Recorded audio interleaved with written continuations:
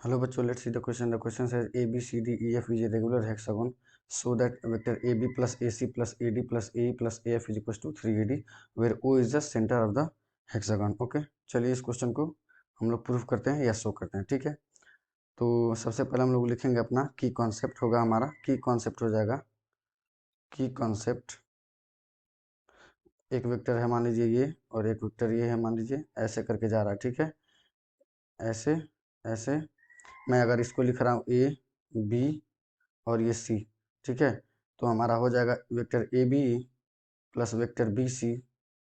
Triangle of addition ये हो जाता है वेक्टर ए सी के बराबर. ठीक है, अब हम लोग A B C D regular, अब हम लोग हेक्सागोन बनाते हैं. ठीक है, अब हम लोग यहाँ से लिख सकते हैं, हम लोग सबसे पहले हेक्सागोन बनाते हैं. ठीक है, हेक्सागोन बना करके अब देखते हैं सबसे पहले. ठीक है, ये हमारे पास हो गया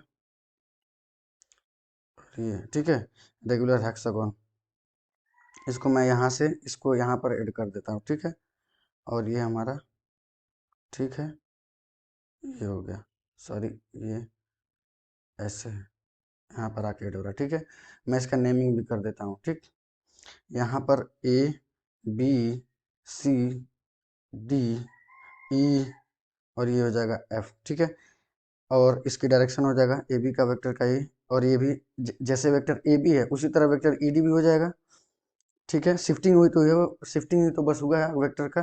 ठीक है, और वेक्टर इसके बराबर ये वाला वेक्टर हो जाएगा. ठीक, और ये हमारा क्या है, ये ओरिजिन है हमारा. ठीक है, origin centre, sorry origin centre of the hexagon है. ठीक है, ओके, और इसका डायरेक्शन ये हो जाएगा, इसका डायरेक्शन ये हो जाएगा. अब हम लोग लिखते हैं, यहाँ से हम लोग लिख सकते हैं vector A B is to vector A B is to vector E D.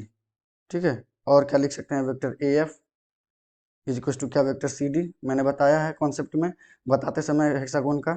ठीक है, अब ट्रायंगल ऑफ एडिशन के द्वारा से हम क्या लिख सकते हैं, a vector A C plus vector A F, ये किसके बराबर होगा, वेक्टर ए सी. ये इसको मैं लिख सकता हूँ vector A C plus vector C D. Okay, is to क्या हो जाएगा, और ट्रायंगल ऑफ एडिशन के हिसाब से वेक्टर ए डी के बराबर हो जाएगा. ठीक, और vector A E, okay, vector A E plus vector A B is to किसके बराबर हो जाएगा, vector A E plus A B की जगह मैं क्या लिख सकता हूँ, वेक्टर ई डी, क्योंकि वो दोनों बराबर हैं, और इज टू ये हो जाएगा वेक्टर ए डी के बराबर. ठीक, अब मैं इसकी वैल्यू अगर निकालूं, vector A D plus vector A C. ठीक है, plus A C plus vector A D plus vector A D plus vector A E plus vector A plus vector A F, इसकी वैल्यू अगर मैं निकालूं तो ये किसके इक्वल हो जाएगा, इसकी इक्वल हो जाएगा वेक्टर ए डी प्लस ये हो जाएगा हमारे पास, इसको एक साथ रखता हूँ, vector A C plus vector A F. ठीक, और इसको भी एक पास रखता हूँ, वेक्टर ए ई को और प्लस वेक्टर ए बी को एक साथ रखता हूँ. ठीक, अभी हमारे पास हो जाएगा वेक्टर ए डी प्लस, और ये हमारा किसके बराबर है, vector A C plus vector A C plus vector A F किसके बराबर है, वेक्टर ए डी के बराबर है. तो ये हो जाएगा वेक्टर ए डी, और ये भी हो जाएगा किसके बराबर है, वेक्टर ए डी. तो ये हमारे पास किसके बराबर हो जाएगा, vector three times vector A D. Okay, तो हमने क्या कर दिया, शो कर दिया. Okay, I hope you will understand. Best of luck, thank you.